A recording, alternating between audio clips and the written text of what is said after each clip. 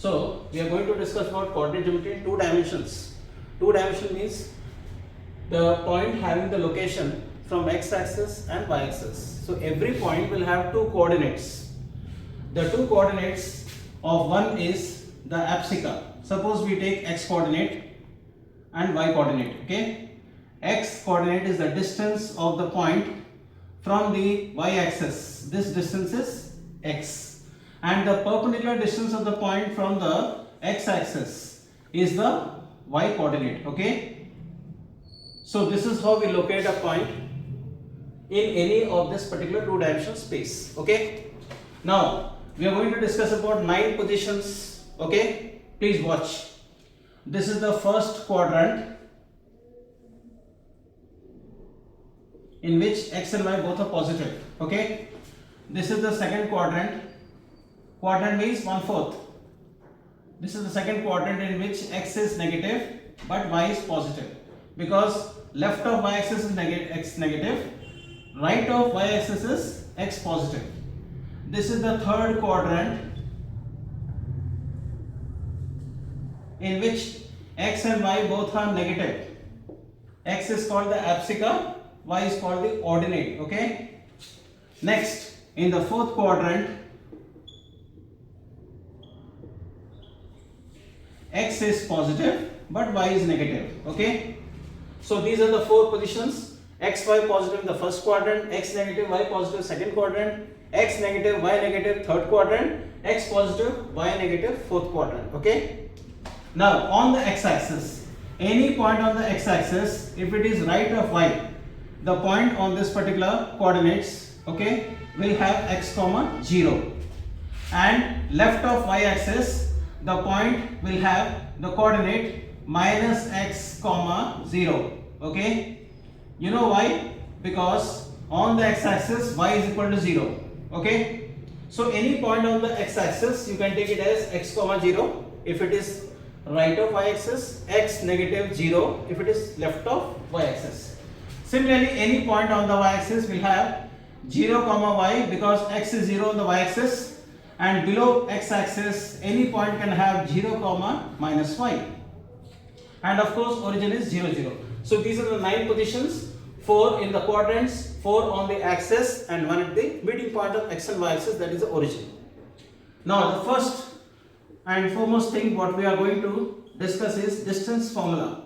Okay, suppose we have taken a point 3 comma 4. Okay, how to plot this? This is the abscissa, this is the y. So from origin move 3 units. Suppose this is 1, this is 2, this is 3. Okay, and y axis 4. Suppose this is 1, this is 2, this is 3, this is 4. So the meeting point of this, that means when you move x equal to 3 and 4 above this, you get the meeting point. This is 3 comma 4. Okay, now you want to find the distance between this and origin. Okay, since the perpendicular distance is 4, horizontal distance is 3, so this being a right angle triangle, we can find the distance d applying the Pythagoras theorem, that is under root 3 square plus 4 square, and that comes to 9 plus 16, which is under root 25. This is 5. So this is 5 units. Now let's apply this using distance formula. The distance formula, suppose if A is having the coordinate x1 y1, B is having the coordinate x2 y2, the distance between these 2 points is given by the formula, distance formula, that is AB equals to under root x1 minus x2 whole square plus y1 minus y2 whole square. Okay, so this is the distance between 2 points. Okay, now applying this formula, let us find the distance between the 2 points. Here this is 0 0, this is 3 comma 4. 0 0, suppose this is A, this is B, 3 comma 4. Okay, now let's prove whether it is coming 5. We have already proved it using Pythagoras theorem. Now the distance AB will be 3 minus 0 whole square. Now it doesn't matter whether you write 0 minus 3 whole square or 3 minus 0 whole square, the value is same, plus 4 minus 0 whole square. Okay, this is x1 x2. Okay, sorry, this is x1 y1, this is x2 y2. So you have applied this formula. Okay, now this comes to 9 plus 16 and that gives you 25. Okay, so this is the application of distance formula. Why I am telling you, suppose in reflections you come across, suppose A is x1 y1 and A dash, the image of A, okay, while passing through origin, okay, is coming x2 y2. Then using distance formula you can find the distance between the object and image like this. This is the application. Second application is that you can prove the collinear points. Okay, collinear points are the points lying in the same straight line. Suppose these are 3 points A, B, C. Okay, A is having x1 y1, B is having x2 y2, C is having x3 y3. Okay, if you want to prove A, B, C are lying in the same straight line, that is collinear, then prove that. Now this is the application using distance formula. Okay, so proving collinear points using distance formula, prove that AB, distance AB, length AB plus BC is equal to length AC. This is what you have to prove, right? So once you prove that AB plus BC equals to AC, that proves ABC are collinear points. Okay, now let's switch on to the next topic, that is section formula.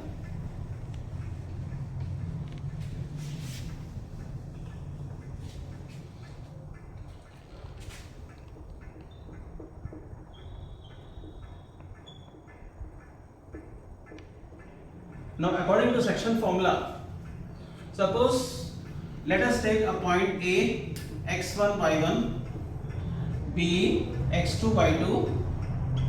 If it is divided by a point P having the coordinates xy in the ratio m is to n, okay, then the value of x coordinate of P, that is dividing AB in the ratio m is to n, can be found by using the formula mx2, m into x2 plus n into x1, the whole divided by m plus n.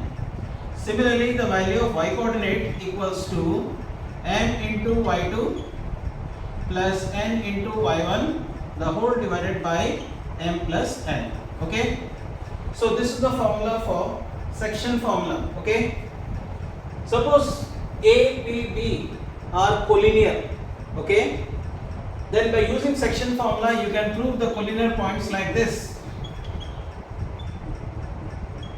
What you have to do, you take this particular coordinate because already A, P, B are given. So applying this formula, calculate m is to n using this formula. Then again calculate m is to n using this formula. In both the cases, if the ratio comes same, that means P is dividing AB. So for that, P has to lie on AB. Okay, so this is how you can prove collinear points using section formula. I repeat once again, A, P, B are known to you. Apply the formula Px using this, calculate m is to n.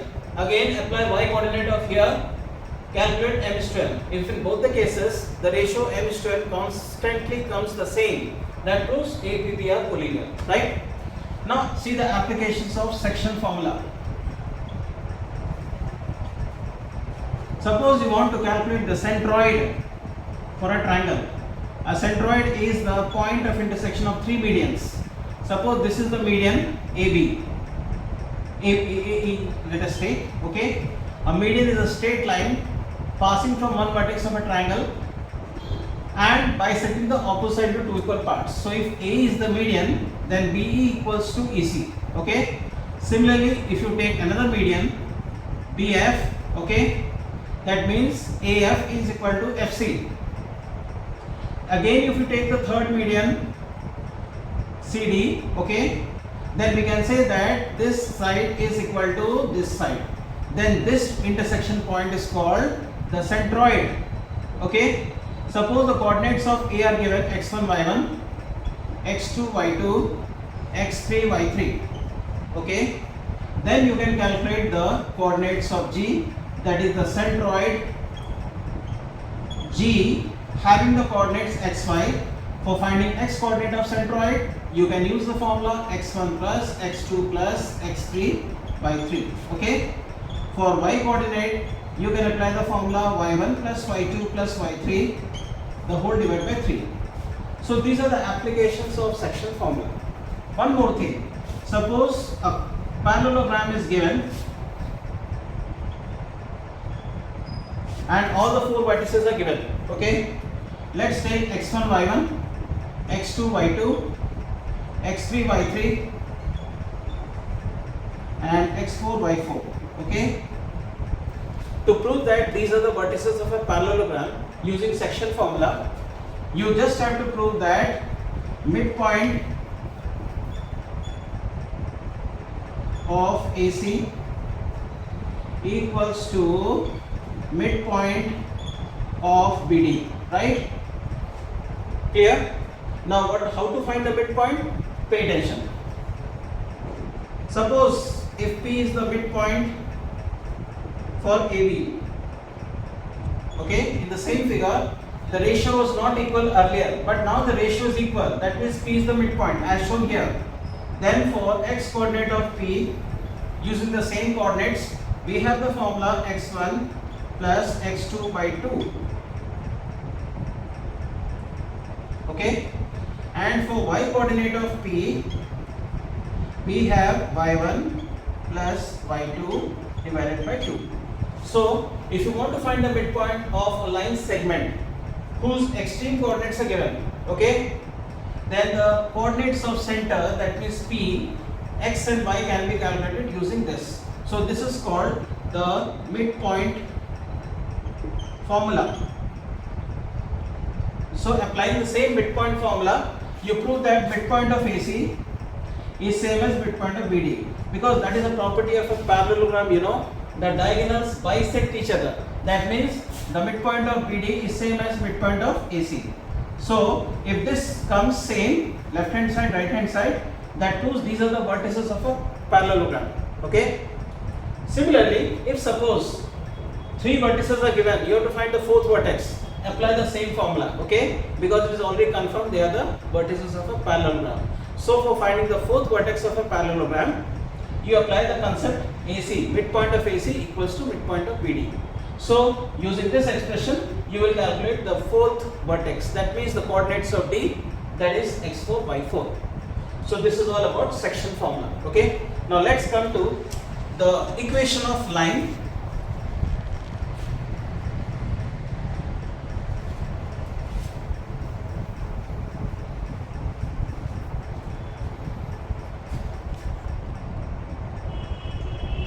When we talk of equation of line, okay, the standard relation comes in our mind.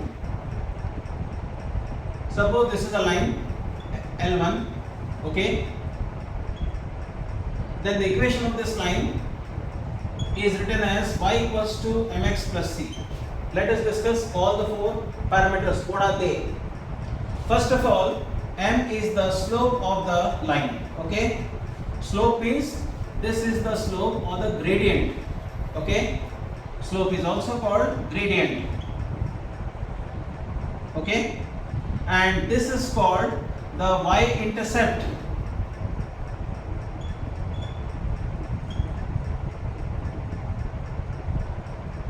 Okay, that means this is the point of intersection of the line with the y-axis from there up to origin. This is called the y-intercept, and it is represented by letter C, and the slope is represented by letter M. Okay, so both are known to you. What about x and y? X and y represents all those points which are lying on the equation. That means this line containing all the coordinates in terms of x, y, those are represented by x and y. Okay, so this is a brief introduction of equation of a line. Okay, now let's come to the different conditions for y-intercept, that is C. Suppose if the line is passing through like this, cutting the y-axis above the x, okay, then definitely the y-intercept will be positive, okay. So for the line L1, the equation will be y equals to mx plus c because it is positive intercept, okay. This is condition A. Second condition, suppose the line is passing through origin, okay. Definitely for this line L2, the equation will be such that the value of c will disappear because c equals to 0. Since the line is passing through origin, so the intercept distance from the point of intersection to origin is 0. So the equation will become y equals to mx, right? Look at the difference between this equation and this equation, okay? Third, suppose the line is cutting the y-axis below x here, then definitely c is negative. So for the line L3, okay, the equation will be y equals to mx minus c, right? I hope the different conditions of intercept are very clear to you. Now let us come to the different conditions of slope. In conditions of slope, we shall discuss first inclination form, in which the angle will be given theta, okay, and the second is the point form of the slope, point form of slope, okay. So first discuss about the condition A. This is 1, this is 2. So we are discussing condition 1, in which the angle is given. Now in this case also there are 4 types. Suppose the line is making an acute angle theta with the positive direction of x-axis, okay. This is the x-axis, this is the y-axis. For the line L1, the slope m1 will be tan theta. We need to write plus because it is understood it is positive.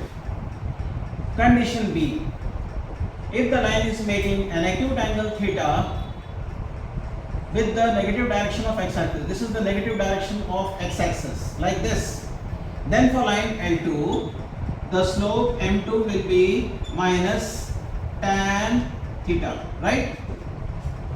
Condition 3, if the line is parallel to x-axis either above or below, okay, then for such a line L3, the line will have the slope m equals to tan 0 degree, okay, because it is making no angle with the x-axis, so the value of this will be 0. So remember, any line parallel to x-axis will have the slope 0. Condition 4th, if the line is parallel to x-axis like this is line L4, okay, parallel to y-axis means it is perpendicular to x-axis, because the angle between x and y-axis is always 90 degree, remember that. So for this, the line will have the slope m4 equals to tan 90, which is infinity. But for using this value, you can write 1 by 0.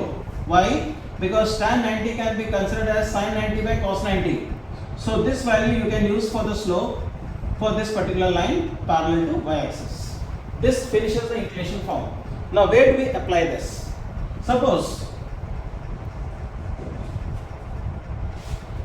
we have a question in which we are given a right angle or an equilateral triangle. Suppose this is an equilateral triangle whose base is parallel to x-axis, like this,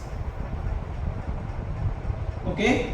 Because this is equilateral triangle, all sides are equal, so each angle will be 60-60, okay. Now this is 60, this is 60, this is 60, okay.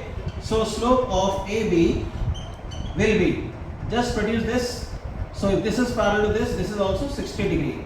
So the slope of AB will be tan 60 degree with positive value, that is root 3, because it is making with positive direction of x-axis. Now for slope AC, m of AC, if you produce this line, it is making 60 degree because corresponding angles are equal. Because this is making acute angle with negative direction of x-axis, So it will be minus tan 60 degree, and that comes to minus root 3. Now m of BC, that is the base, because it is parallel to x-axis, it will be tan 0 degree. So this is the application which we have done just now. Okay. Similarly, if a line is making an obtuse angle 135 degree with the negative direction, okay, this is the angle made, and this angle, you can notice it is obtuse angle, but this angle is made with the negative direction. So we want the positive direction, the acute angle. So acute angle is the supplement of this, which is 45 degree. So because it is making it positive direction, so the line L1 will have slope m1 equals to plus tan 45, and that is 1. Okay. So this is how you can make out and identify the angles. Okay. Now we are coming to the basic conditions for the point form of the slope. If a line is passing through 2 points, this is the second condition for slope. If a line is passing through 2 points A, x1, y1, B, x2, y2, then you can find the slope of AB, that is m equals to difference of y by difference of x in the same sequence. I am talking about same sequence because you can also move like this, y1 minus y2, but the sequence over the denominator will be x1 minus x2. So either you can apply this or this. So this is how to find the slope of a line passing through 2 points. This is the point form of the slope. Okay. Now we come to condition of parallel lines.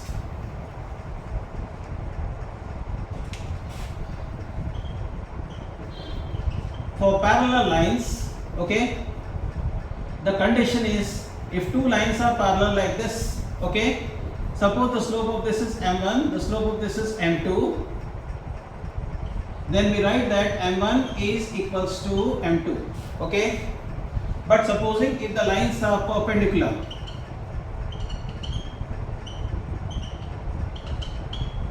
for perpendicular lines, one line is this, the other line is perpendicular, angle between them is 90 degree, that's what we mean perpendicular lines.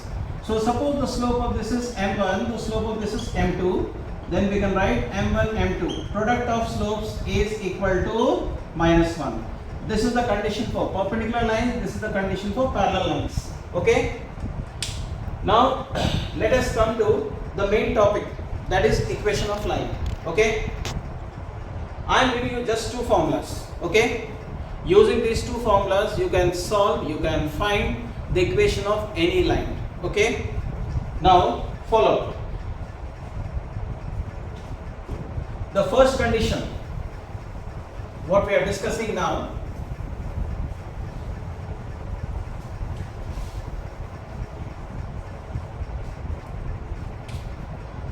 first, to find equation of a line. Okay. Now to find the equation of a line, suppose this is case 1. Okay. If the line is passing through one point having the coordinates x1, y1 and having a slope equal to m, okay, then the equation will be y minus y1. y1 is the y coordinate of this, the point which is given, equals to m times x minus x1.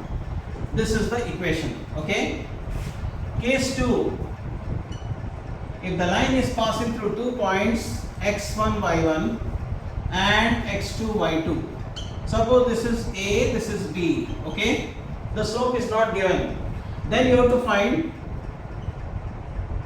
this is the solution. Step 1, get the slope using the formula y2 minus y1 by x2 minus x1, that is the point form. Okay. Then apply step 2, taking any one point at the slope, find the equation as in case 1. That finishes the whole chapter on equation of line. Okay. So the second step will be y minus, if you select this, then you will write y minus y1 equals to m times x minus x1. Okay. Or you can manage with y minus y2, the second coordinate b equals to m times x minus x2. The answer will be the same. Okay. Now, let us do one question based on this. Suppose you are given a triangle A having the coordinates 2, 4, B having the coordinates 3, 6, C having the coordinates 5, 8. Okay, and you want to find the equation of median. Okay, first of all, median is a straight line passing through vertex and bisecting the opposite into two equal parts. So M is the midpoint, right? So applying the section formula, get the coordinates of midpoint of BC, that is M. 3 plus 5 by 2, that is 4, 6 plus 8 by 2, that is 7. Okay, so this is the coordinates of M. Now since you want to find the equation of median, apply the case 2. So get the slope first, y2 minus y1 by x2 minus x1. Okay, that comes to 3 by 2. Then apply any one, either this or this condition, picking up the coordinates of A or M. Now y minus, if you select the coordinates of this, y minus 4 equals to 3 by 2 times M times x minus x coordinate. So the result becomes 2y minus 8 equals to 3x minus 6, or 2y equal to 3x, that is plus 2. Minus 8 goes that side, so 8 minus 6 is plus 2. Okay, now if you have selected this coordinate, find y minus y1, that is equal to 3 by 2 times x minus 4. Now that comes to y minus 14 equals to 3x minus 12. So this also gives you the same result, 2y equal to 3x plus 2. So doesn't matter, whether you're applying this point using the slope or this point using the slope, you're getting the same equation. So we have just now come to know that there are two ways to find the equation of a line. First is passing through one point having one slope, or passing through 2 points where slope is not given. So what you did, you find the slope first, then selecting any one point, this or this, you found the equation. So since you were asked to find the equation of median, we didn't know the coordinates of M. We found it by section formula, and after that, finding the point form of the slope, we find this y2 minus y1 by x2 minus x1. Okay. Now taking any one point A or M using the slope, we found the equation. We have proved. See, you can do either up till here, or you have option. If you don't want to select this point, you can select this point also. Either this or this, any one method, right? Suppose you want to find the equation of altitude AD. Okay, altitude is perpendicular to the base. So first get the slope of this M of BC. Okay. Suppose this is M1 using the point formula. How? M1 equals to 8 minus 6, that is 2, by 5 minus 3, that is 2. So it comes to 1. Second, get the slope of AD, that is M2. Because AD is perpendicular to BC, so M2 M1 equals to minus 1. We are applying the condition for perpendicular lines. So M2 comes to minus 1 by 1, that is minus 1. Now third condition, we know one point and the slope. Apply the case 1. So it is y minus 4 equals to minus 1 times x minus 2. Okay. So y minus 4 equals to minus x plus 2, or y plus x equals to 6. See, there are different ways to write the equation of a line. This is not the standard form. Suppose you want it in the standard form, then you can write like this: y equals to minus x plus 6. Okay, clear? Now sometimes from the equation, suppose this is the equation of a line, 2x minus 3y equals to 12. Okay, you want to find the slope and y-intercept. So please express in the standard form, for which y should be positive. Then after that, express in the standard form y equal to mx plus c. So that comes to y equals to 2 by 3 of x plus, minus 12 by 3. So it comes to y equals to 2/3 of x minus 4. So coefficient of x is m. So the slope is 2 by 3, and the intercept C is minus 4. So this is how you have to pick up. Only for finding the value of slope and y-intercept, you have to express the equation in the standard form. Otherwise, the results of equation could be any one. Okay, any way you can express. I hope you have followed the chapter. Okay, so thanks for watching.